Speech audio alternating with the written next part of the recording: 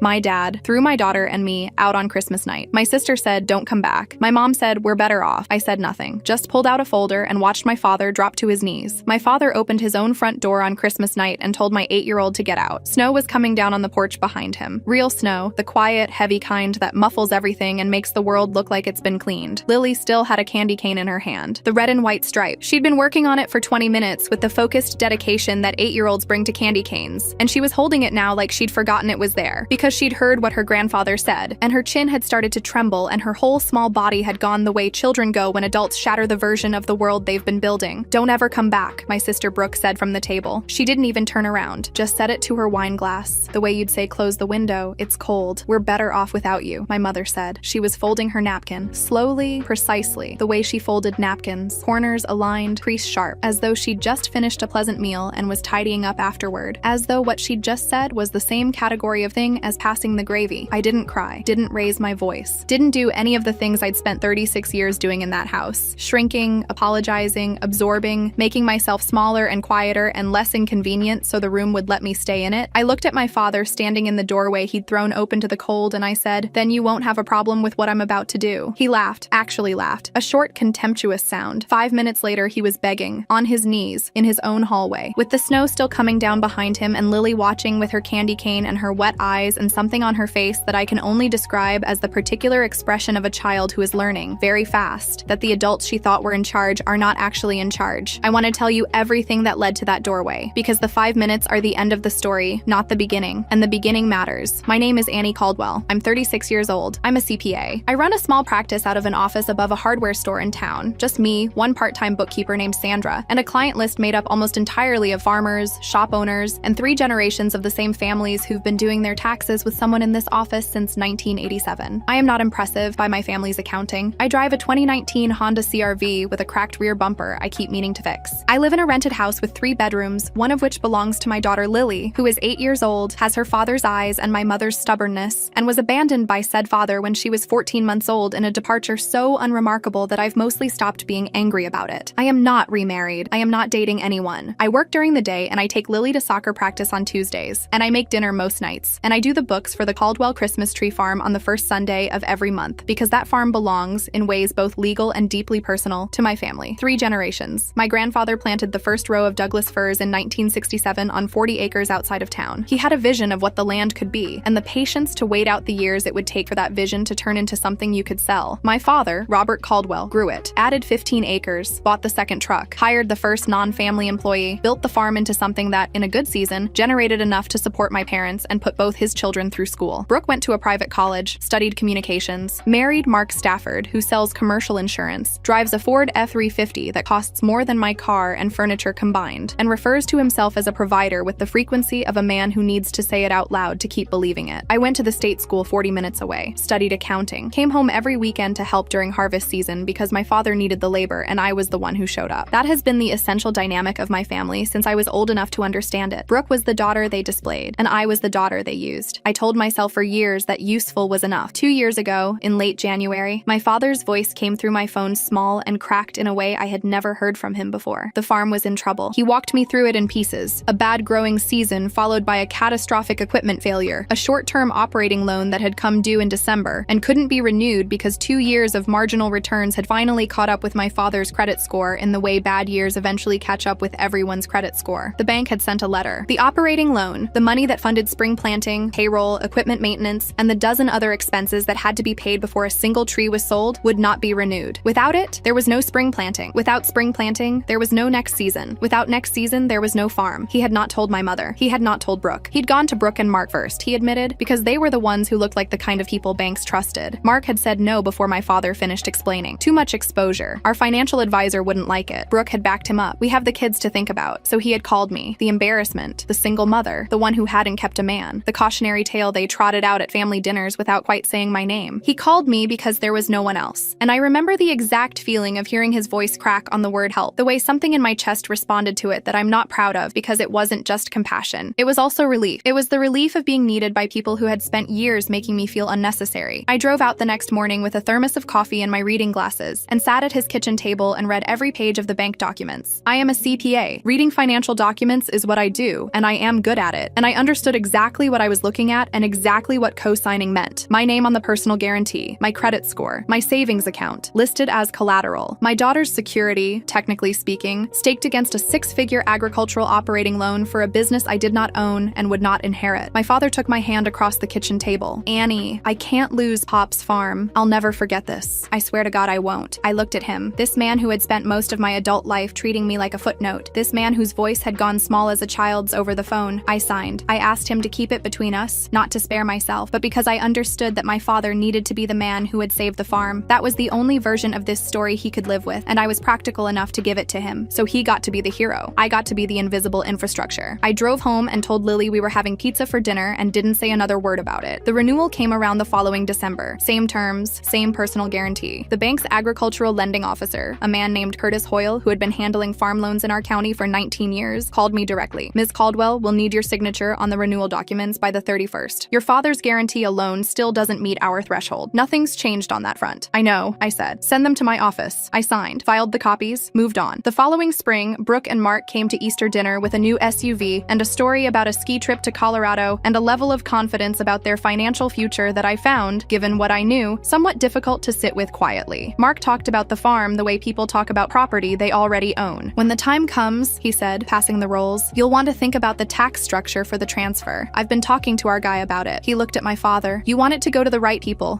who can steward it properly. My father nodded. I ate my ham. I told myself it didn't matter, that I hadn't signed the papers to be acknowledged. I'd signed them because it was my grandfather's farm, and I loved it, and the alternative was watching it go to a bank auction. The outcome was what mattered. I almost convinced myself. Christmas Eve, I noticed the first thing. We were doing the tree trimming, a Caldwell tradition, ornaments going back to the 60s, a ritual I'd driven 40 minutes each way to participate in every year of my adult life, regardless of what else was happening. I was untangling a string of lights when I heard Brooke in the kitchen, voice low and careful, the way people talk when they think the acoustics are in their favor. Mom, seriously, think about it practically. Mark has the connections to actually develop the back 40. There's a residential developer out of the city who's been asking about agricultural land conversions in this county. We're talking about real money. My mother's voice, warm and agreeable. Of course, whatever you and Mark think is best. I stood with the light string in my hands and felt something go very still inside me. The back 40, my grandfather's original planting, the first rows. I told myself it was just Brooke being Brooke, just the kind of theoretical future planning that people did at Christmas when the wine was open. It didn't mean anything. I went back to untangling the lights. Christmas dinner, the good china, candles, the table that had held 40 years of Caldwell Christmases. I was seated at the far end near the kitchen door. Lily was beside me, working on her bread roll with the same focused dedication she'd later applied to the candy cane. Quick pause. If you want more stories like this in better quality, my Spotify's linked in the description. Brooke and Mark were at my father's right hand. Their children, 12 and 9, loud and confident the way children are when they grow up knowing they're at the center of things, were scattered through the middle seats. It started the way these things always start, gradual, incremental, the temperature rising so slowly you don't notice until it's too late. Brooke was on her second glass of wine when she said it. You know, Dad, when the time comes, and I know you're healthy, I'm not being morbid, the farm should really go to people who can take care of it properly. A stable home, real roots here. She smiled at me. The particular smile of someone delivering a verdict they've already decided while wearing the expression of someone who hasn't. It's not personal, Annie. This place needs a real family. Mark nodded, supportive. The financial advisor in the room. My father said, that's sensible, not looking at me, just agreeing with the table. My mother, of course it should go to Brooke. That's always made more sense. I looked at my plate. 3 people dividing a farm that would be a bank-owned vacant lot. The back 40 converted to a residential development. My grandfather's first rows of Douglas firs bulldozed for a cul-de-sac. If my signature wasn't on a document at Curtis Hoyle's office. I picked up my wine glass, set it back down, picked up my fork, and then my father looked at my daughter. No wonder the kid is the way she is, he said. His voice had the looseness of whiskey over wine, raised by a woman who couldn't even keep a man. Lily's fork stopped moving. Her chin started to tremble. That small, specific tremble that 8-year-olds can't control because they haven't yet learned to hide the things that land. I set down my fork, took the napkin from Lily's collar, folded it once, wiped her eyes with the clean edge, gently, the way you do when you want someone to understand that they are cared for without making a scene of the caring. I stood up. We're done here. My father followed us into the hall. He had the particular momentum of a man who has decided he's winning and wants to finish cleanly. He went past us and threw the front door open himself, and the cold came in along with the snow, fat flakes catching the hall light, and he stood in the doorway he'd just opened and pointed out at his own porch. Fine, get out, both of you, and don't bother coming back. Brooke from the table, don't ever come back. My mother, still seated, still impossibly composed, we're better off without you. I knelt in the hallway and zipped Lily into her red coat, hood up, mittens. I checked the snaps on her boots the way I always checked them, even though she was 8 and perfectly capable of managing her own boots, because it gave me something to do with my hands hands that wasn't the thing I was actually thinking about. Then I stood up, turned around, and stopped. My father was still in the doorway, snow on his shoulders now, waiting for us to walk out past him so he could close the door on us and feel the particular satisfaction of a man who has expelled something inconvenient from his house. I reached into my bag. I carry a structured tote, the kind with the laptop pocket and the outside zipper where I keep documents I'm actively working on. The renewal papers had been there for 9 days. I had reviewed them twice. I knew every line. I took out the folder, not dramatically, just the way you take a document out when you need someone to look at it. I held it up. "These are the annual renewal papers for the farm's operating loan," I said. My voice was the same voice I use when I'm explaining a tax situation to a client. Quiet, precise. The bank renews the loan every year. It can only do that because someone co-signed the original agreement 2 years ago and placed their name, their credit, and their savings on the line as a personal guarantee. Mark had put his fork down. The color was going out of his face the way color goes when the math completes faster than you want it to. I looked at my father. That someone was me. The hall was very quiet. Dad's credit hasn't qualified for this loan in 2 years. The farm has been operating on my personal guarantee since the winter that Brooke and Mark decided the exposure was too much. The winter they had the kids to think about. Brooke's wine glass was on the table and her hand was beside it, and she wasn't touching either one. The renewal is due December 31st. I let that sit for exactly 3 seconds. I haven't signed it yet. My mother's hand went to her mouth, slowly. The way hands move when the body is processing something the mind hasn't accepted yet. Brooke went the color of the good china. My father was still in the doorway with the snow coming down on him, and I watched the whiskey drain out of his face and something else pour in. Not quite shame, not quite fear, something that sits between them and is worse than either. He knew. He had been the one sitting at this kitchen table 2 years ago, taking my hand, saying, "I'll never forget this. I swear to God." He had been the one who understood exactly what I'd signed and exactly what my signature had meant, and exactly how the farm had been able to plant in the spring and pay its people and keep the lights on for 2 years, while my mother folded napkins and Brooke talked about back 40 development and Mark discussed the tax structure of an inheritance that existed because of me. He had known all of it. He just hadn't expected to be standing in this particular doorway when the bill came due. His hands came together first, then his voice, which had gone the way his voice had gone on the phone 2 years ago, small and cracked and stripped of everything that wasn't the plain truth of needing something. "Annie," he stepped back from the doorway. The cold kept coming in. "Annie, please, if you don't sign, the bank won't renew. We'll lose the loan. We'll lose the operating line. We'll lose the whole season, and we can't survive that. We don't have the reserves." His voice broke. "We'll lose the farm. The house too. Everything tied to it. Pop's farm, Annie. Please, please don't do this. I'm begging you." Lily was watching him. She had stopped crying. Her candy cane was in her hand, held loosely, forgotten again. She was watching her grandfather with an expression I recognized because I'd worn it myself. The expression of someone understanding that the person they thought was the most powerful adult in the room is not, in fact, the most powerful adult in the room. I looked at him for a long moment. I thought about the phone call 2 years ago, the small voice, the cracked word. I thought about signing at his kitchen table while he held my hand and told me he'd never forget. I thought about the embarrassment. I thought about Lily's chin trembling over a candy cane. I reached into the folder, the renewal papers, all 6 pages, Curtis Hoyle's cover letter, the signature line on page 6, next to my father's, where my name had appeared for 2 years without ceremony or acknowledgement or a single moment at the right end of the table. I looked at my father in his doorway, knee-deep in the consequence of 36 years of not seeing me. "For the record," I said, "the embarrassment is the one holding the pen." I signed. I want to be honest about that because the satisfying version of this story ends with me walking out into the snow and letting the farm collapse and my grandfather's first rows of Douglas firs becoming a cul-de-sac. That would be cleaner, more cinematic. But the farm was not my father's crime to pay for with my grandfather's legacy. Pop had planted those trees. He had walked those rows for 30 years before his knees gave out. The farm was his vision and his work, and it existed as a real place in the world because of him, not because of Robert Caldwell's management of it, or Brooke's plans for the back 40, or Mark's developer contact from the city. I signed the renewal because it was the right thing to do. I signed it on the hall table with my own pen while my father watched and said nothing. Then I put it back in the folder and sealed it. "I'll drop this at Curtis Hoyle's office on the 27th, I said. "He's expecting it." Then I took Lily's hand and walked out into the snow. What happened after is not dramatic because the real things rarely are. I called Curtis Hoyle, agricultural lending officer, Merchants Bank, 19 years in farm finance, the morning of the 27th and told him I'd be bringing the renewal in personally and that I wanted to discuss the terms of my guarantee. He already knew the situation better than my family did. He'd been watching Robert Caldwell's account for 2 years, and he'd been watching my guarantee stand in the gap, and he was a man who understood what that meant. We sat in his office for 90 minutes. The outcome: I am now a named co-owner of record on the Caldwell Christmas tree farm, not an heir, not a future beneficiary dependent on my father's goodwill or my mother's napkin-folding assessment of who constitutes a real family. A current, documented, legal co-owner with the same standing on the deed that my personal guarantee had been giving the bank for 2 years without my family's knowledge. Curtis drafted the documentation himself in consultation with a property attorney named Raymond Lisk, who had handled agricultural deed transfers in our county for 26 years and described my situation, with professional understatement, as a significant oversight in the original guarantee structure that warranted correction. Raymond was direct. You've been carrying this asset as a liability for 2 years without the corresponding ownership rights. That's correctable. We'll correct it. We corrected it. My father signed the co-ownership documents on January 4th. He signed them in Raymond's office, not at his kitchen table, and there was no hand-holding and no speech about Pop's farm and no promises about never forgetting. There was just a man sitting across a desk, understanding that the woman in the chair beside him was not the cautionary tale anymore, or rather that she never had been, and he was only now reading the document that proved it. Brooke called me twice that week. I let both calls go to voicemail. The messages were long and involved words like betrayal and manipulation, and what kind of person does this to their family? I listened to both of them in full, as I do with all relevant communications, and filed them in my mental archive under noted. Mark did not call. Mark, I suspect, was having a conversation with his financial advisor about what co-owner of record means for the back 40 development conversation, and finding the answer less favorable than he'd anticipated. It's April now. The spring planting happened. The farm is green. The first new rows my grandfather didn't plant are going in next to the rows he did, and they'll take 7 years to reach harvest height, and I'll be a co-owner during every one of those years. I drive out on the first Sunday of every month and do the books. Same as always. Sandra covers the office. Lily usually comes with me. She started helping with the seedling inventory, which she takes very seriously. With a clipboard and a pencil, she insists on sharpening herself. My father and I don't talk much. That's not punishment. It's just the accurate distance for two people who have recently renegotiated their relationship with reality and are still finding their footing. My mother sent a card in February. 2 sentences. I hope you and Lily are well. The farm looks good this spring. I sent one back. We are. It does. That's where we are. It's enough for now.